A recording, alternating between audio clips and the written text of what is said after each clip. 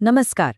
आज बात करते हैं लिक्विडिटी ट्रेडिंग की और एक ऐसे सवाल का जवाब ढूंढते हैं जो शायद हर रिटेल ट्रेडर को परेशान करता है कि आखिर मार्केट हमेशा हमारे खिलाफ ही क्यों चलता हुआ लगता है। ये एक बहुत बड़ी पहेली है। चलिए आज इसे सुलझाने की कोशिश करते हैं। तो आज हम क्या क्या देखने वाले हैं। सबसे पहले समझेंगे कि रिटेल ट्रेडर के लिए जाल क्या होता है, फिर बाजार की लिक्विडिटी के कॉन्सेप्ट में उतरेंगे, स्मार्ट मनी की चालें समझेंगे और फिर चार्ट्स पर ये सब असल में कैसा दिखता है वो देखेंगे और आखिर में एक बिल्कुल नए माइंडसेट के साथ इसे खत्म करेंगे। तो चलिए शुरू करते हैं उस फ्रस्ट्रेशन से, उस निराशा से जो हम सब ने कभी ना कभी महसूस की है। ये कहानी लगभग हर ट्रेडर की है। जरा सोचिए इस बारे में। घंटों की मेहनत, एक परफेक्ट मौका मिला, पूरे कॉन्फिडेंस के साथ ट्रेड लिया और फिर बूम, सब कुछ पलट गया। ये कहानी बहुत से ट्रेडर्स के लिए जानी पहचानी है ना? ये एक क्लासिक ट्रैप है, जैसे निफ्टी 50 के चार्ट पर हुआ था। एक साफ सुथरा ट्रेंड लाइन ब्रेकआउट दिखता है, ट्रेडर्स को लगता है कि अब मार्केट ऊपर जाएगा। वो एंट्री लेते हैं और बस कुछ ही देर में मार्केट घूम जाता है। सीधा स्टॉप लॉस हिट। ये कोई संयोग नहीं होता। ये सब कुछ एक ही कॉन्सेप्ट के इर्द गिर्द घूमता है, जिसे हम कहते हैं लिक्विडिटी। इसे आप मार्केट का छिपा हुआ फ्यूल यानी ईंधन समझ सकते हैं। और अगर ये समझ आ गया तो पूरा गेम ही बदल सकता है। तो ये पॉइंट ऑफ इंटरेस्ट या पीओआई क्या है? ये चार्ट पर वो खास जगह हैं जैसे सपोर्ट, रेजिस्टेंस या कोई ट्रेंड लाइन जहां रिटेल ट्रेडर्स की भीड़ लगी होती है। ये वो लेवल्स हैं जहां सबसे ज्यादा लोग ट्रेड में घुसने या निकलने के ऑर्डर्स लगाते हैं। और यहीं से लिक्विडिटी का असली खेल शुरू होता है। लिक्विडिटी असल में और कुछ नहीं बल्कि हम जैसे रिटेल ट्रेडर्स के स्टॉप लॉस ऑर्डर्स का एक बड़ा सा पूल है। अब सोचिए, जो बड़े इंस्टीट्यूशंस हैं जिन्हें हम स्मार्ट मनी कहते हैं, उन्हें अपने करोड़ों के ऑर्डर्स भरने के लिए कोई तो चाहिए जो दूसरे तरफ ट्रेड करे, और ये स्टॉप लॉस ऑर्डर्स ही उनका वो काम करते हैं। ये उनके लिए ईंधन की तरह है। तो ये लिक्विडिटी दो तरह की होती है, बाय साइड और सेल साइड। आसान भाषा में बाय साइड लिक्विडिटी किसी भी हाल के हाई के ऊपर होती है। ये उन लोगों के स्टॉप लॉस है जिन्होंने मार्केट को शॉर्ट किया है, और जब उनका स्टॉप लॉस हिट होता है तो वो एक बाय ऑर्डर बन जाता है। ठीक इसी तरह सेल साइड लिक्विडिटी हाल के लो के नीचे होती है। ये बायर्स के स्टॉप लॉस हैं जो हिट होने पर सेल ऑर्डर बन जाते हैं। और जब ये स्टॉप लॉस एक ही जगह पर बहुत सारे इकट्ठा हो जाते हैं तो वो बन जाता है एक लिक्विडिटी पूल।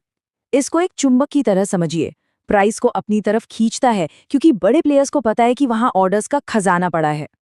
तो अब सवाल ये है कि ये बड़े प्लेयर्स, ये इंस्टीट्यूशंस इस लिक्विडिटी का फायदा उठाते कैसे हैं? उनकी एक बहुत ही सोची समझी 2 स्टेप की प्लेबुक होती है। चलिए उसे समझते हैं। ये प्लेबुक बहुत सीधी है पर बहुत पावरफुल। स्टेप 1, इंड्यूसमेंट बनाओ यानी एक लालच दो। स्टेप 2, लिक्विडिटी को स्वीप करो यानी उस लालच में फंसे लोगों के स्टॉप लॉस हिट करो। बस। इंड्यूसमेंट का मतलब है एक फेक आउट मूव। मार्केट एक झूठा ब्रेकआउट या ब्रेकडाउन दिखाता है, जिससे रिटेल ट्रेडर्स को लगता है कि उन्हें एक बढ़िया मौका मिल गया है। वो कूद पड़ते हैं, अपनी पोजीशन लेते हैं और अपना स्टॉप लॉस लगा देते हैं। और बस स्मार्ट मनी का काम हो गया, उन्होंने लिक्विडिटी का एक नया पूल तैयार कर लिया।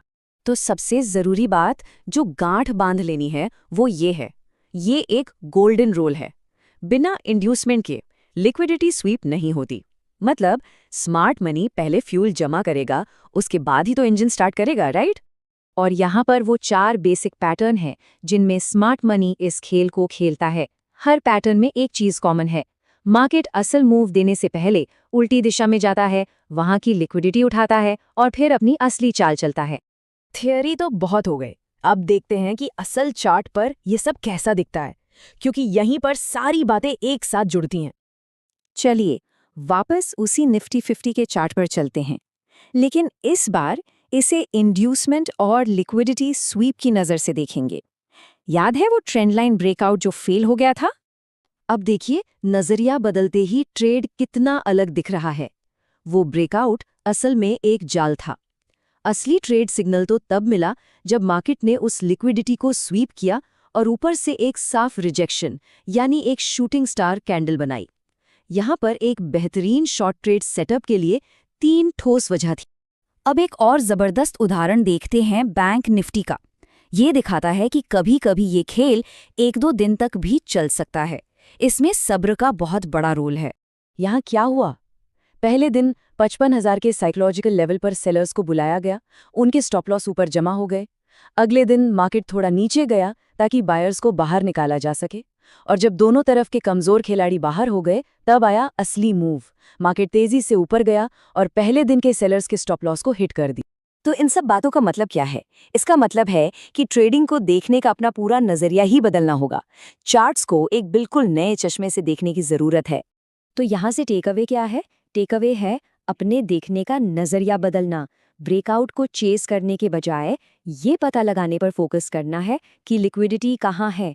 सवाल ये पूछना है कि अच्छा, इस खेल में कौन फंस रहा है?